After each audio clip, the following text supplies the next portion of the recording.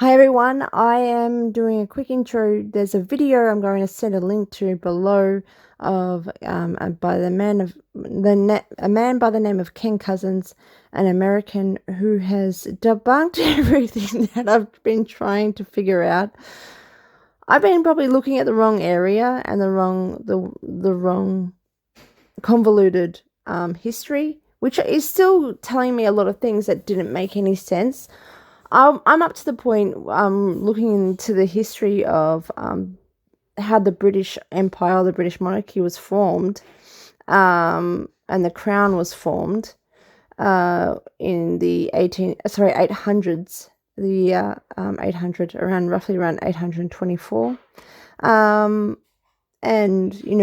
by that point, by year 800, the Holy Roman Empire returning or existing. I have been contemplating a lot, being really confused because it feels like when the Romans supposedly left Britain in 410 and the Saxons kind of came over. And remember how I started with the Carroll Quigley work, and he was saying that regarding the evolution of civilizations, that the Roman Empire didn't necessarily, he said it fell, but it didn't vanish by means of like political structures, and how they just, it was a new world order, literally a new world order, a new political order, by means of the German Saxon kingdoms, and the kingdoms all across Europe as well, that were acting as and for the Roman Empire. And then what happened is, by the year 800, so 390 years that went past, the Holy Roman Empire returned, and the Pope at the time crowned a German king from the area of Gaul. Gaul was still really, it was a heavily Roman province. Province, and it was completely Romanized. So that would make sense as to why Charlemagne became emperor after he was already a king in France and Germany. He became emperor of the new Holy Roman Empire, and around 20 to 15 years prior, he was educating what will be the first king of England, of unified England and the British Empire and the monarchy, in his court. Not him directly, but his court were educating Egbert to unify Britain and to go over and take all the 7 Saxon kingdoms and form them into one. And there were a lot of things that weren't making sense to me, because I could see, why, if Rome had fallen, why would the Pope crown the Charlemagne? Why would there be a Holy Roman Empire? There would be a German Empire. There would be a different kind of empire altogether. Why was King Offa, who was one of the kings of Britain, why was he so chummy with Charlemagne? He even offered his daughter. This was just before Egbert took over. Offa offered his daughter to Charlemagne to intermarry. It was declined, and he was really instructed by Charlemagne to consolidate Britain, or attempt or lead the pathway for Egbert. And so that sort of relationship, and that, like, I'm not going to touch your area if you're not going to touch mine, was really strange. And then you have, like, Charlemagne had British advisors of his kingdom, literally of his kingdom. That's what one of the books has slipped up on. They said that his, I think it was a Northumbrian advisor within the Charlemagne court had advised Charlemagne about the education of the youth of his kingdom regarding King Offa, and to not take offense, and to still have a respectful rapport between each other. When Charlemagne told Offa, please ensure that, or enforce that no British will come through to Rome on a fake pilgrimage to then put through pretty much black market trade, to conduct black market trade. We don't want that. And he was very frustrated. And that sort of like level of power, if you're the one enforcing that law, it's not like it's not a bilateral agreement or like an equal two-sided relationship or political relationship or anything like that. When I try to find justification for that sort of rapport, it's always, if there was a diplomatic relationship, and it didn't make any sense to me. Then you have the fact that the Holy Roman Empire and the Pope were working in tandem with the Saxons, and then how in 687, when these seven kingdoms were still like around, but they hadn't fully expanded across Britain and in the Celtic region, Britain still had a king of Britain.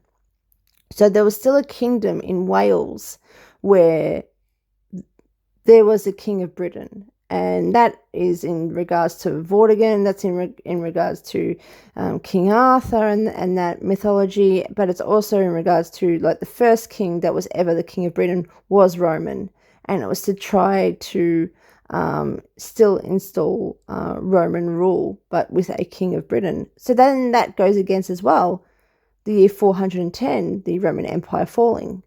So there's just a lot of in-betweens and a lot of like confusions.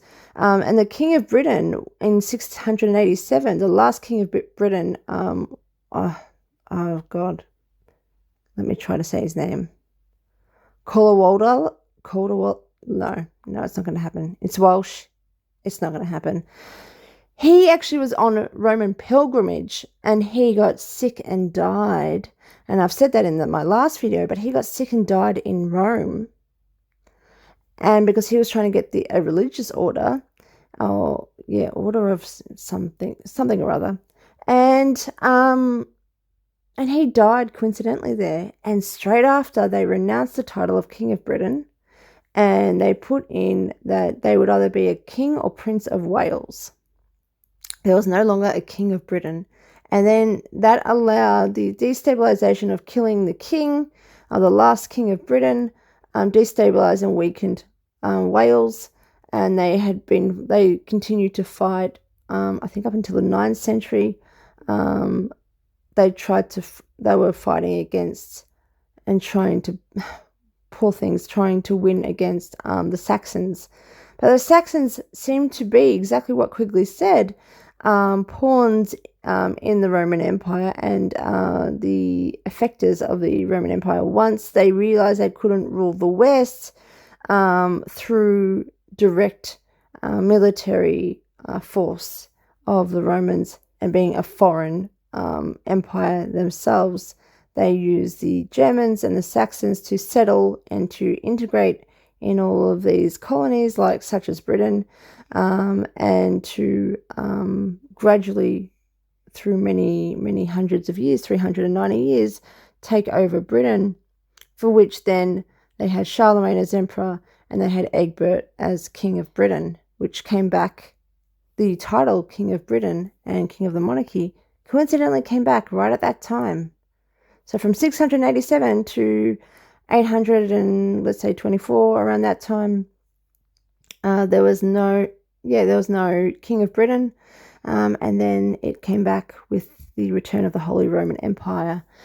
And the Pope has always been a means of allowing the Crusades, and he was always like a spiritual ruler, supposedly, while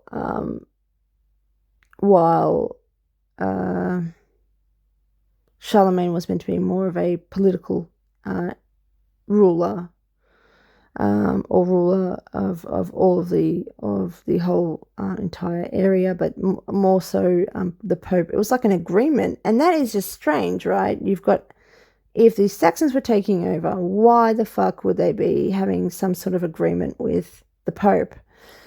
And then you think about the Crusades and all of that. That must have been instructed all by the Pope and allowed all by the Pope. And it's just like there's all this history. And I'm up to that point where I'm just confused because I'm like, well, you can't explain how there were British advisors in Charlemagne's Roman court, because that would then mean that almost like, our governments today, that the advisors were pretty much ambassadors, and they were ambassadors for the colony of the empire, which was the British Empire. A British colony to the Roman Empire. That kind of was more the gist of how I was kind of understanding things. And then I see this video today, just randomly this morning, by an account on Twitter called TJ. Really, really good account. I have been a little more skeptical and a little more distant with a lot of the Crown kind of researchers, or the Roman Empire researchers, because I couldn't find the connection with what they were telling me, with the symbolism and all that stuff. It's great, but I thought, well, what if the Saxons did actually just take over Rome?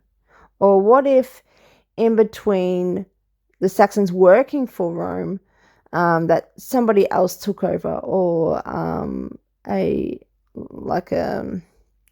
group took over and then replayed the empire or something of those. But I wasn't sure how it all made sense and how it could all come together. There was just like so many gaps with history that I couldn't see and I couldn't understand, as to if it was just simply the British Empire, the Roman Empire falling, because that was also given in these books and these texts, and the British Empire just from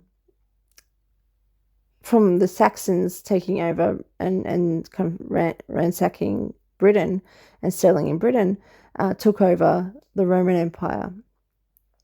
And I didn't understand if that was that, or if it was in fact this agreement, this existence, this coexistence with one another.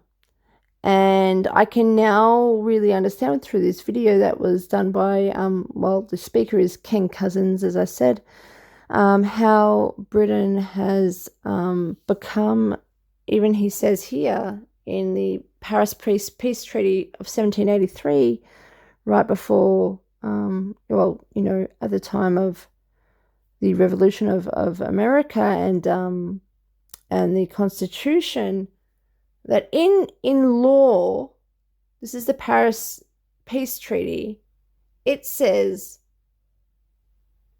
that the King of England is the Arch-Treasurer and Prince Elector of the Holy Roman Empire. And that, for me, throughout this whole video, was just like, okay, end of, period. I get it now. I completely get it now. That because a lot of the time when the Saxons had these kingdoms, they were like captains or princes. They weren't kings. I say king, like King Offa, but I don't think he was a king. He was more like a captain, and there was no one that was, it was almost like, how no colonies can have really any kings or emperors. Kind of like that. And this makes sense because King Charles is a Prince Elector of the Holy Roman Empire, and that makes complete sense now as to how I see the British monarchy play with the Roman Empire. It's now that they actually coexist, and they are one empire, but it's done through this. Before the British, it was done through the Saxons, and now it's the Saxon British. And I find that really, really, really interesting. And this video goes through, obviously, with that peace treaty, saying that, America is run by Britain for the Roman Empire. But the King Cousins, what he talks about the laws. He's done 25 years of research connecting our law with the money system, and how pretty much we're all owned as individual entities. That the individual term is a legal term, making you an entity, a property of the crown, and the crown is really the city of London. Has all the money system, and then you've got the crown. So it's all like this British kind of system, but for as Prince Elector and as Arch Treasurer, as you can see, Arch Treasurer would be the City of London, like the King controlling the City of London for the Holy Roman Empire, and the Crown owning all of our birth certificates and stuff. And this is globally. He explains how by law, it's Roman law, and that was another thing that I was questioning, because when people say, well, I was thinking to myself initially, well, the Constitution is British law. It's not Roman law, so it's not Roman owned. It's not Roman owned, and so you can't justify that Rome owns, America, let's say, because it's British law rather than Roman law. And I was using that kind of defense and understanding. But then when you think about it, throughout the 390 years between 410 and 800, or not even, actually it was probably around 410 years, but because of the when Egbert came to power, and there was a government, and there was this and his deputies were really running his empire for him, the new British Empire, or England, because that was the new land that was termed England, or I think it was called England.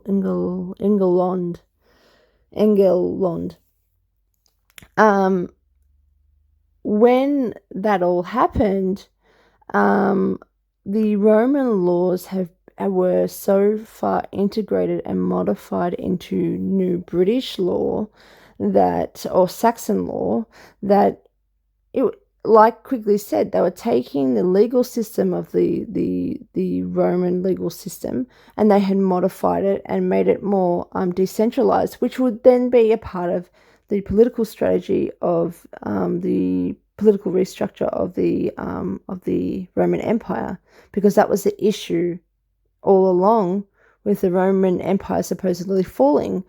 It was the fact that it was a centralized military occupation, and it was failing. It was failing miserably, especially in the West, and so it needed to be restructured, decentralized and fragmented, which it was. And so that was done legally through the Saxons and their own kingdoms. They were modifying these Roman laws. And so for, roughly around 400 years, it had changed from, completely Roman law to British law or Saxon law. And then, the Habsburg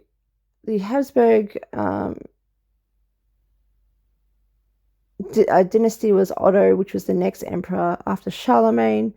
And the Germans, and you can understand now when they say that the American Constitution was initially from the House of Hanover, which was King George, which was a German house. It was more of a German law and a German legal system and a German constitution initially, as much as, a lot of the creation and origination of our origins of all intelligence agencies came from Germany as well, and from House of Hanover, which is King Charles and his family and his lineage. You can understand now how that could simply also just be Roman law, because of the hundreds of years of almost like not money laundering but legal laundering, these laws. And it's simply being still the originator of law, still being in Rome, and still having to answer to Rome. So I find that really interesting.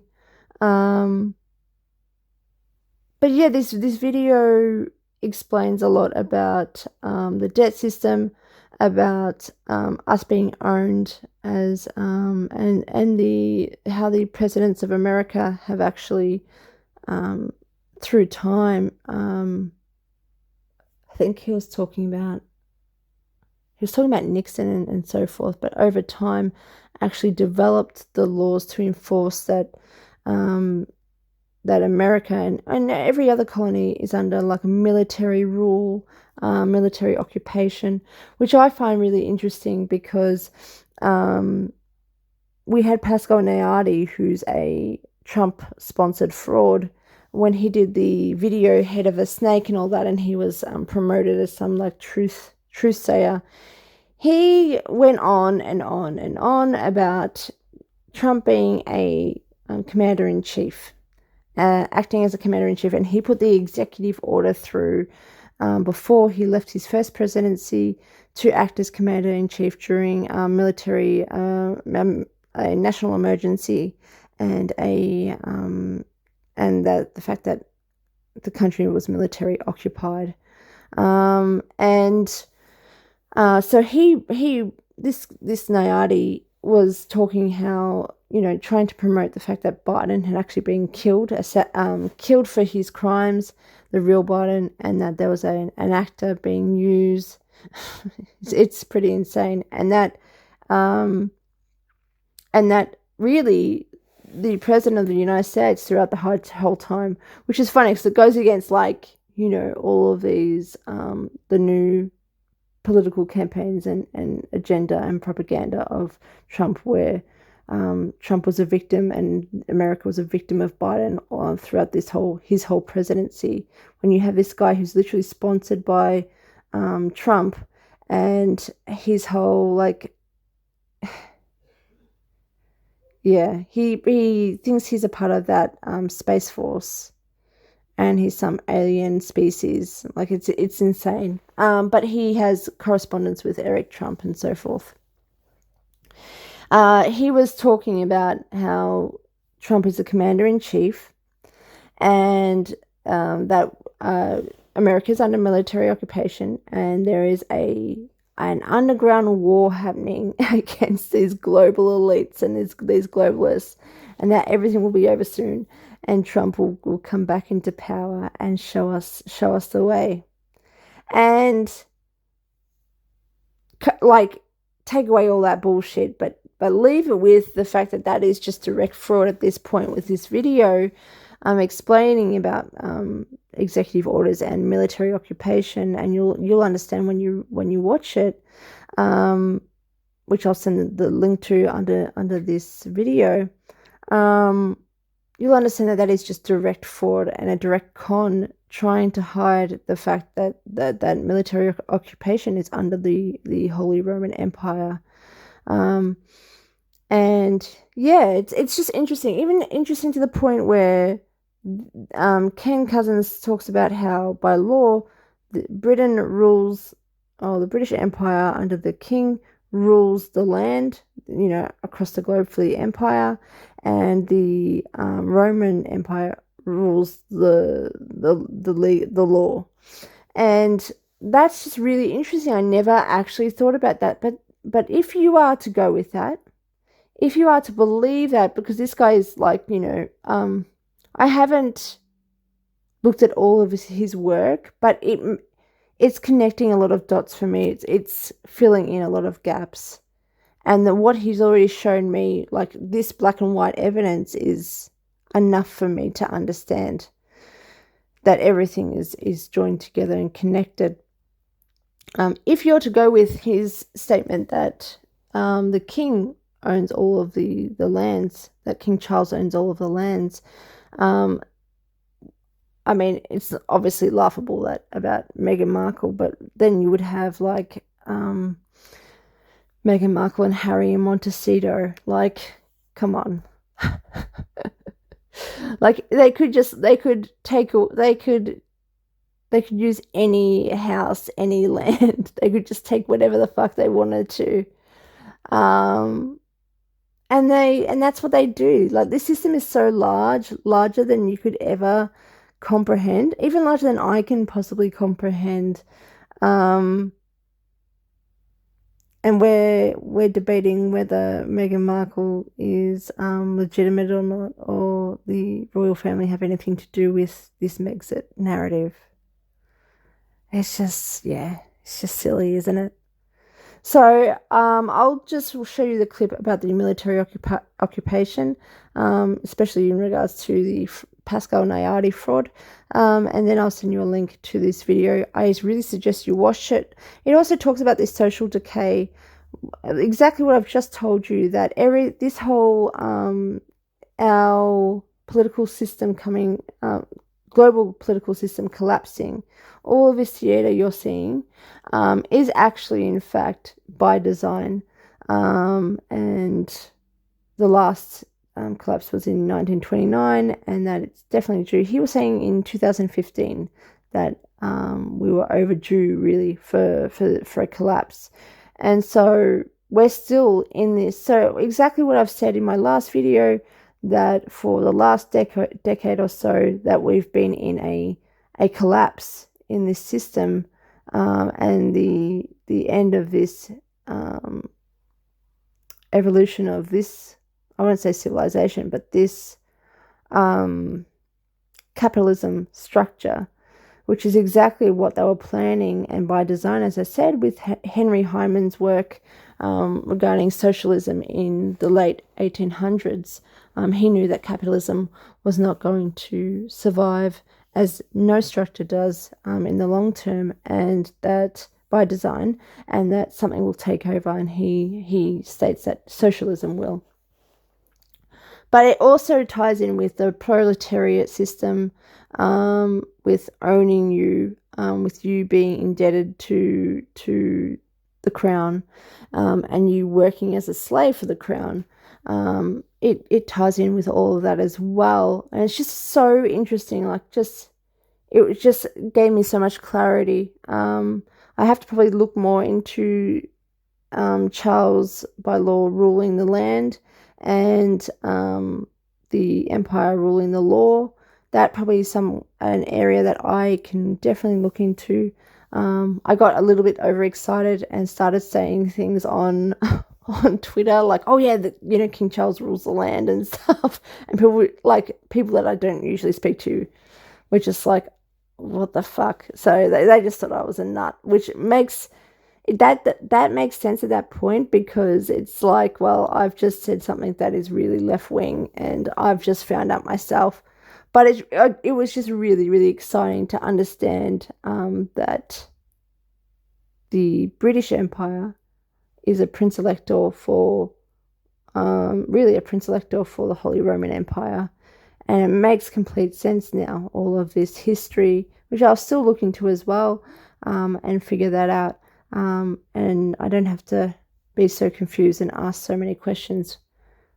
So it's great. It's really, really good. I recommend the watch. Thanks, guys.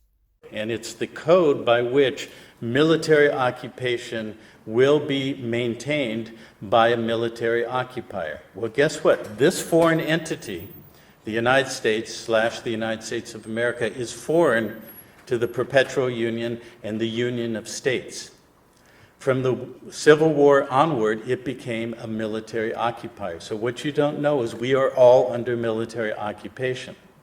Now, the nature of the Lieber Code is that in military occupation, the military must maintain all the public systems and issue what is necessary to maintain that for the civil population. And it can establish rules if that population becomes hostile or belligerent.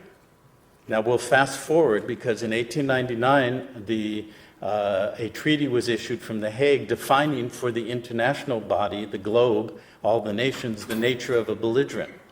And today, in all the terrorist wars, what do we hear? Belligerents, insurgents, things like that. Because the United States, through its military commercial construct in the Washington, D.C. City-state, is the military occupier of the planet through the convergence of all the national and bankrupt corporations, then basically our whole planet is under military occupation. It's self-evident, okay? We can see it as it operates in the world today. The other thing is perpetual war and perpetual emergency. And this is where we're facing backwards, because Catherine, in the beginning of the plenary, talked about an author named Klein who was calling for a national emergency. Well, the problem is, under a national emergency, all power is vested in the military commander during the occupation. So going back to belligerency and insurgency in the 14th Amendment, the entirety of our judicial and monetary system is designed to maintain the military occupation and something called, what became from 1933 on, public policy. Public policy is for the maintenance of the collateral, the bonded surety, which is all of us and all the property and all the chattel in this country and on the planet, within the construct of public policy. Now hold that thought, I'm going to back up a second. Okay, so 1899, treaty defining belligerency. 1933, the Emergency Banking Relief Act. That was a declaration of emergency. And as it amended the Trading with the Enemy Act, it gave the president singular authority, pre-approved. If you read the beginning of that act, it says Congress pre-approves, according to the Trading with the Enemy Act, everything the president says. That's why executive orders have the power that they do, because it's a military construction of a occupied, conquered territory and people, which we are, and the whole world. Because once the Bretton Woods system was put in place, all the Federal Reserve notes became the reserve currency of all the central banks. Every central bank in that national corporation that I referenced is how all those populations are bonded. So that was a fixed rate of exchange. In 1971, that fixed rate of exchange was removed by Nixon, and then we got the petrodollar, which made a parallel relationship between the expansion of the consumption of energy equal to the expansion of the Federal Reserve note base of the world currency system. So we were consuming our own demise by what our consumer society operated under. That too has a lot of detail and so forth. So